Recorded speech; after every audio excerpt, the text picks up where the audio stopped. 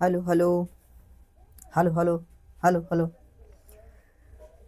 तो कैसे हैं आप सब? उम्मीद करते हैं कि आप सभी लोग अच्छे होंगे और पढ़ाई लिखाई अच्छी तरह से चल रही होगी। तो देखिए, आज की वीडियो में हम बात करेंगे।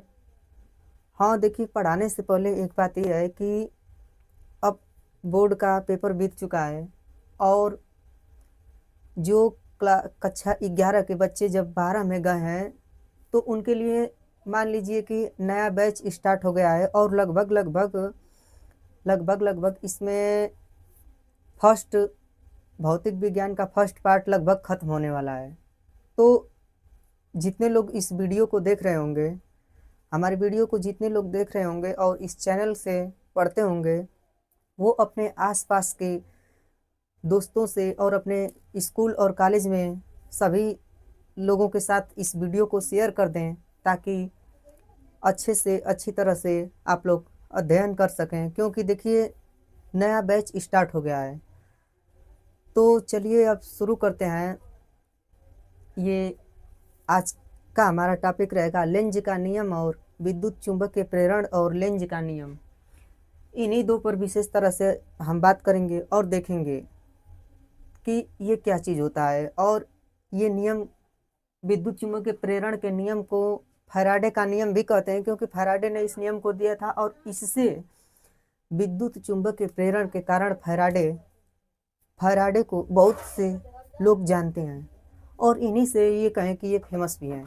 हालांकि नियम तो बहुत दिए लेकिन इनसे ये बहुत फेमस है। तो चलिए, समय बर्बाद न करते हुए हम इसे स्टार्ट करते हैं और देखते हैं। तो देखिए, फैराडे ने बताया कि चुंबकीय फ्लक्स में जब परिवर्तन होगा तो अगर कोई बंद कुंडली है तो चुंबकीय फ्लक्स में परिवर्तन होगा। यदि किसी बंद कुंडली में चुंबकीय फ्लक्स में परिवर्तन होगा तो उस कुंडली में एक विद्युत वाहक बल उत्पन्न होता है और उस कुंडली में यदि कुंडली बंद है तो धारा बहने लगती है और विद्युत वाहक बल और प्रेरित धारा तब तक विद्यमान रहती है जब तक कि कुंडली जब तक कि चुंबकीय फ्लक्स में परिवर्तन होगा।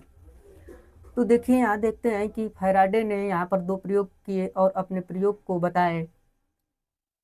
उन्होंने बताया कि अगर मान लीजिए कि ये कोई कुंडली है, देखिए ये बंद कुंडली है, ये चारों तरफ से बंद दिखाई दे रही है।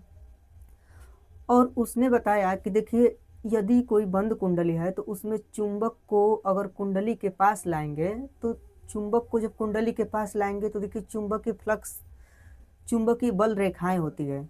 चुंबकीय फ्लक्स जो है आगे आपको बताया जा चुका है वीडियो में। तो देखिए, चुंबकीय बल रेखाएं इस कुंडली से होकर गुजरते हैं। तो जब चुंबक को पास लाते हैं तो चुंबक को इस कुंडली के पास लाने पर देखिए ये धारा प्रवाहित होती है। ये जो धारा मापी है ये बताता है कि धारा की का प्रवाह हो रहा है। अब जैसे ही चुंबक को कुंडली से यहाँ पर दूर ले जाते हैं, चुंबक को कुंडली से दूर ले जाते हैं तो यहाँ पर धारा की दिशा विपरीत दिशा में हो जाती है। क्या हो जाती है? धारा की दिशा विपरीत हो जाती है। देखिए, जब यहाँ पर बताया गया है कि जब धारामापी के हम क्या करते हैं कि करीब लाते हैं चुंबक को, तो धारा की दिशा कुछ इस प्रकार से कि इधर से आ रही है और जा रही है। जब चुंबक को कुंडली से दूर ले जा रहे हैं तो धारा की दिशा क्या हो रही है? ऊपर की ओर जा रही है और इधर से नीचे की ओर आ रही है। तो देखिए, दोनों में धारा की दिशा दो दिशा में है। तो देखिए, इन्होंने क्या किया कि एक प्रत्यावर्ती धारा का जनक मानते हैं। इन्होंने ऐसी धारा बताया जो दो दिशाओं में चलती है। इन्होंने प्रत्यावर्ती धारा बताया। देखिए, जब चुंबक को कुंडली के पास लाते हैं तो उस समय धारा क्या होती है? जब चुंबक को कुंडली के पास लाते हैं तो धारा कुछ इस समय इस प्रकार से है। देखिए, यहाँ पर चुंबक को कुंडली के पास लाते हैं तो धारा की दिशा ऐसे है और जब कुंडली से दूर ले जाते हैं चुंबक को तो धारा की दिशा यहाँ पर पलट जाती है। तो देखिए, धारा की दिशा दूर ले जाने पर कुछ इस प्रकार से है। फिर आगे देखेंगे, फिर चुंबक को क्या करेंगे? कुंडली के करीब लाएंगे तो फिर पुनः धारा की दिशा कुछ ऐसे होगी और जब चुंबक को कुंडली से दूर ले जाएंगे तो पुनः धारा की दिशा कुछ इस प्रकार से होगी। हालांकि ये दोनों बराबर होता है, जैसे ये बराबर होता है अब ये क्या हुआ ना कि देखिए अगर मान लेते हैं कि ऊपर की ओर प्लस होता है ग्राफ में, नीचे की ओर माइनस होता है, तो दोनों दिशाओं प्लस और माइनस दोनों दिशाओं में धारा का प्रवाह होता है। देखिए जेनरेटर जो है इन्हीं के सिद्धांत पर, इन्हीं को हम कहते हैं, क्या ये है फैराडे का नियम। यहाँ पर लिख देते हैं कि इसी प्रक्रिया को हम क्या कहते हैं, विद्युत चुंबकीय प्रेरण। विद्युत चुंबकीय प्रेरण। अब देखिए इसमें फैराडे ने बताया कि चुंबकीय फ्लक्स में जब कोई परिपथ में विद्युत चुंबक को कुंडली के पास लाते हैं तो इसमें प्रेरित विद्युत वाहक बल उत्पन्न होता है, और विद्युत वाहक बल का परिमाण जो है चुंबकीय फ्लक्स में परिवर्तन के ऋणात्मक दर के बराबर होता है। जैसे मान लीजिए विद्युत वाहक बल को ई से प्रदर्शित करते हैं तो ई बराबर कितना होगा, delta phi by d t. अब यहाँ से लिख सकते हैं कि minus d phi by d t. अब यहाँ से ई बराबर minus d phi by d t. अब देखिए ये विद्युत वाहक बल का परिमाण है, तो यहीं से हमको पता चला कि ये क्या है, ये प्रक्रिया, इसी को हम विद्युत चुंबक के प्रेरण कहते हैं। और माइकल फैराडे नाम के वैज्ञानिक ने इस सिद्धांत को दिया था। उन्होंने बताया कि अब देखिए यहाँ पर एक कंडीशन और है, इसमें धारा तब तक प्रवाहित होगी अगर चुंबक और कुंडली को रोक दें, तब इसमें धारा का प्रवाह नहीं होगा। अब देखिए यहाँ पर क्या होता है कि एक और बात यहाँ से निकलती है कि अगर जब क्या करते हैं कि यहाँ पर इतनी बात क्लियर हो गई, एक और बात यहाँ से निकलता है कि जब क्या करते हैं कि चुंबक को रोक करके और कुंडली को ही गति कराएं तो भी धारा प्रवाहित होगी। तो इससे ये पता चलता है कि देखिए चुंबक और कुंडली, जिस दिशा में चुंबक गति कर रहा है अगर उसी दिशा में कुंडली भी गति करे तो धारा का प्रवाह नहीं होगा। धारा चुंबक के फ्लक्स में परिवर्तन तभी होता है जब कुंडली और चुंबक के बीच सापेक्ष गति हो। सापेक्ष का मतलब एक दूसरे से विपरीत गति हो, यदि कोई आगे जा रहा है तो कोई पीछे जा रहा है। देखिए सापेक्ष गति हो, अगर चुंबक को रोक करके कुंडली को इस दिशा में गति कराएंगे तो भी धारा का मान क्या होगा, तो भी धारा हमें प्राप्त होगी। तो ये रहा फैराडे का विद्युत चुंबकीय प्रेरण।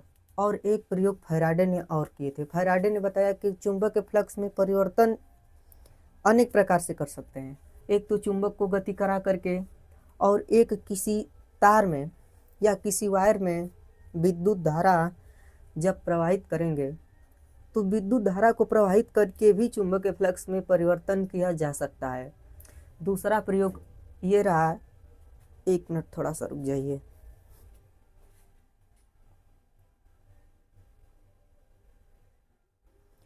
देखिए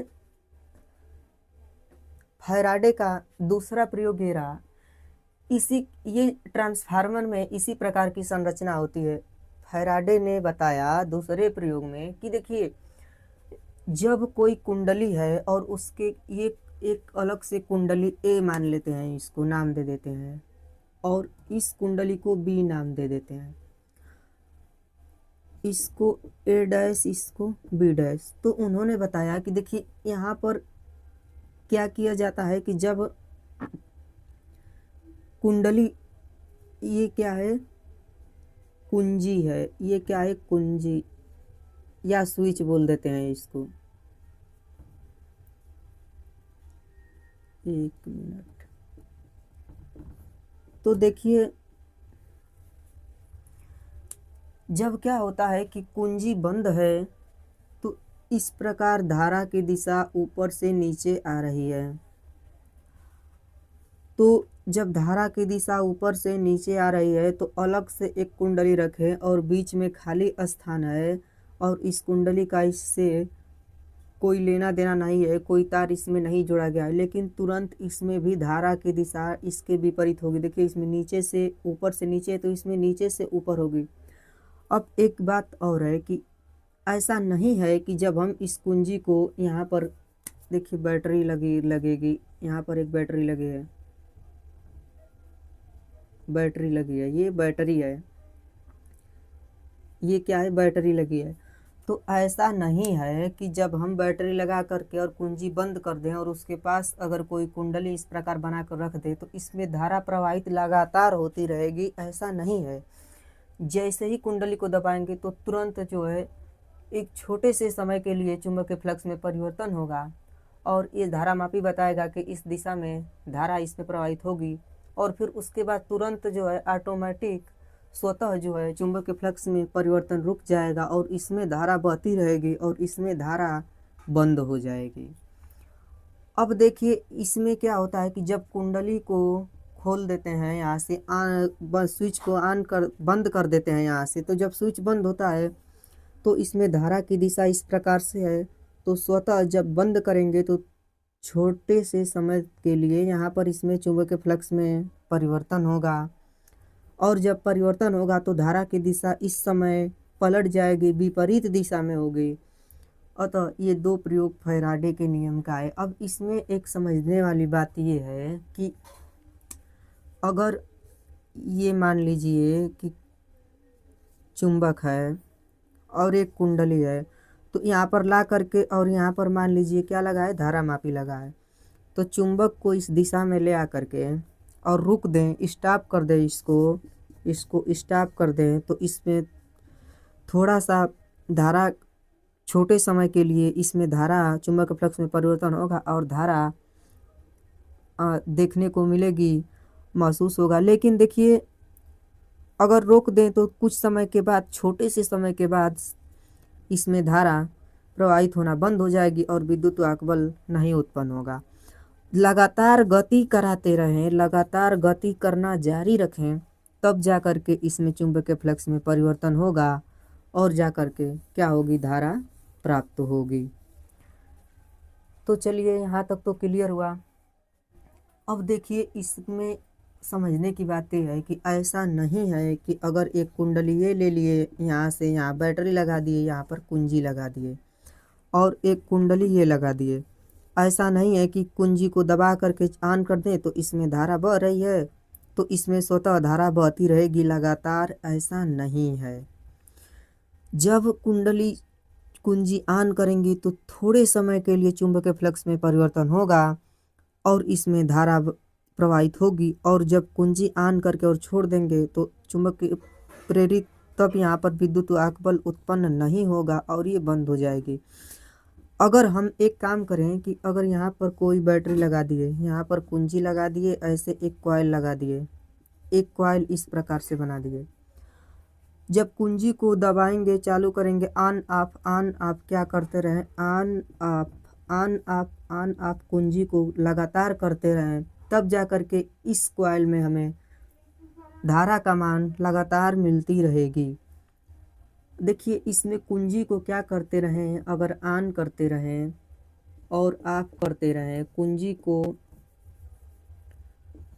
को ऑन और ऑफ लगातार करते रहें, ऑन से ऑफ से ऑन करते रहें, तो यहाँ से कॉइल बी कुंडली में हमें लगातार प्रेरित धारा मिलेगी, लगातार विद्युत वाहक बल उत्पन्न होगा। लेकिन अगर कुंजी को ऑफ करके छोड़ दें तो इसमें हमें धारा नहीं प्राप्त होगी। अब अगर मान लेते हैं कि अगर ऑन करके छोड़ दें, ऑन करके इसको जारी रखें, छोड़ दें, तो भी इसमें धारा नहीं मिलेगी हमें। इसमें यही है कि छोटे समय के लिए जब ऑन करेंगे उस समय इसमें धारा प्रवाहित होगी, फिर उसके बाद धारा इसमें प्रवाहित नहीं होगी। इसका मतलब यही है कि इसको लगातार ऑन ऑफ कराते रहें, तब जा कर के और क्या होगा, धारा इसमें प्रवाहित होगी। तो चलिए ये फैराडे का प्रयोग रहा। अब देखिए इसको मिटा देते हैं। देखिए जनरेटर में यही कंडीशन होता है। यहाँ पर मान लीजिए कि ये एक जनरेटर में यही कंडीशन होता है कि यहाँ पे मान लीजिए कि ये एक मोटर लगा होता है, इसमें तांबे के कॉइल बनाए लग इसमें क्या होते हैं, तांबे के कॉइल होते हैं। और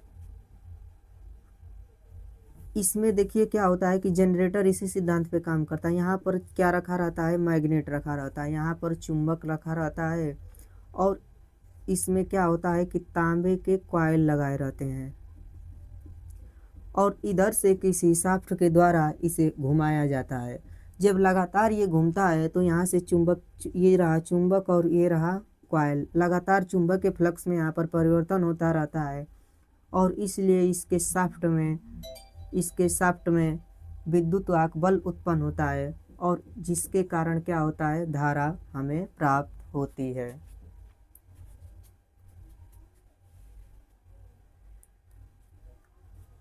अब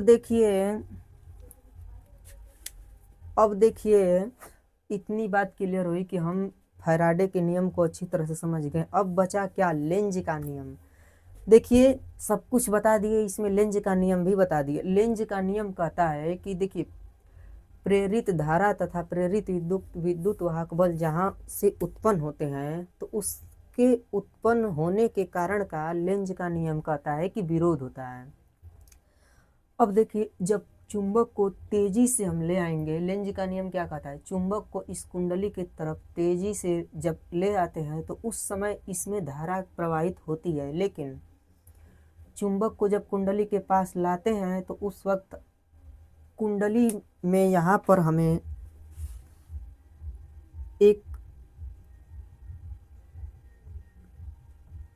यहाँ पर कुंडली में क्या होता है कि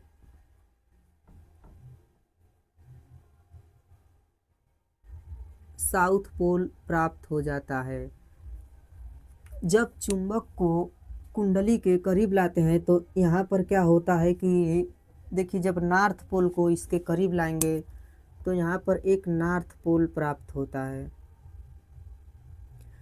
क्यों प्राप्त होता है, क्योंकि जब कुंडली में प्रेरित धारा बहती है तो तुरंत इसमें क्या होता है कि चुंबक के फ्लक्स में परिवर्तन होता है। तो धारा बहती है तो इसमें बताया गया है कि कुंडली भी चुंबक की तरह व्यवहार करती है, तो यहाँ पे नॉर्थ पोल प्राप्त होता है। और जब चुंबक आपका कुंडली के करीब आता है तो उस समय क्या होता है कि ये नॉर्थ पोल और नॉर्थ पोल एक दूसरे को प्रतिकर्षित करते हैं और चुंबक को कुंडली के करीब आने का विरोध होता है, और यही विरोध करता है। ये नॉर्थ पोल प्रतिकर्षण करते हैं और ज़बरदस्ती चुंबक को कुंडली के करीब लाया जाता है, तो हमें एक कार्य करना पड़ता है, और यही कार्य क्या होता है कि विद्युत ऊर्जा के रूप में प्राप्त होता है। तो लेंज ने यही कहा कि देखिए यहाँ पर विरोध हुआ ना, यही लेंज का नियम है, और लेंज का नियम ऊर्जा संरक्षण के नियम पर आधारित है। लेंज का नियम कहेगा कि जब तक आप कार्य करेंगे तो आपके द्वारा किया गया कार्य ही विद्युत ऊर्जा के रूप में प्राप्त होता है। तो ये लेंज का नियम ऊर्जा संरक्षण के नियम पर आधारित है। देखिए यहाँ से इस कुंडली में प्रवाहित धारा प्रेरित हो रही है, तो जब चुंबक को कुंडली से दूर ले जाते हैं तो देखिए यहाँ पर नॉर्थ पोल है, तो जब दूर लेकर जाएंगे तो आपको कुछ न कुछ कार्य करना पड़ेगा। तो जब यहाँ पर नॉर्थ पोल है तो ये क्या होता है कि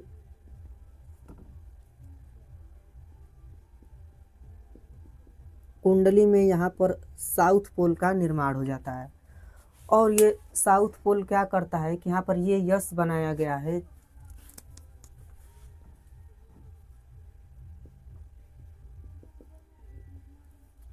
ये क्या करता है कि ये साउथ पोल और नॉर्थ पोल एक दूसरे को आकर्षित करते हैं, लेकिन ज़बरदस्ती हम इसको नॉर्थ पोल को दूर ले जाते हैं, तो हमें इसके विरोध में कुछ न कुछ कार्य करना पड़ता है, और यही कार्य इस कुंडली में विद्युत धारा के रूप में प्राप्त होती है। अगर कार्य नहीं करना होता तो चुंबक को कुंडली के पास रख करके छोड़ देते तो हमें ऑटोमेटिक क्या होता है, धारा प्राप्त होता, लेकिन ऐसा नहीं है, क्योंकि जब आप कार्य करेंगे तो भी जा कर के और हमें विद्युत ऊर्जा प्राप्त होगी। देखिए लेंज का नियम ऊर्जा संरक्षण के नियम पर आधारित है। अब तक का हमारे फिजिक्स में जितने भी सिद्धांत बनाए गए हैं सारे सिद्धांत ऊर्जा संरक्षण के नियम का पालन करते हैं। ऐसा नहीं है कि कोई भी सिद्धांत फिजिक्स में ऐसा नहीं है कि जो ऊर्जा संरक्षण के नियम का पालन नहीं करे।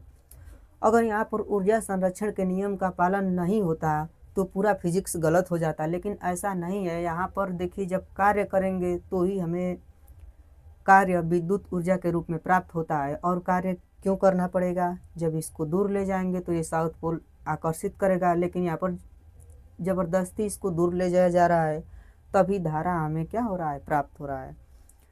तो चलिए, आज की वीडियो में हम क्या किए कि लेंज के नियम को, फैराडे के नियम को अच्छी तरह से पढ़ा और समझा। और इस फैराडे के नियम को विद्युत चुम्बकीय प्रेरण का नियम भी कहते हैं।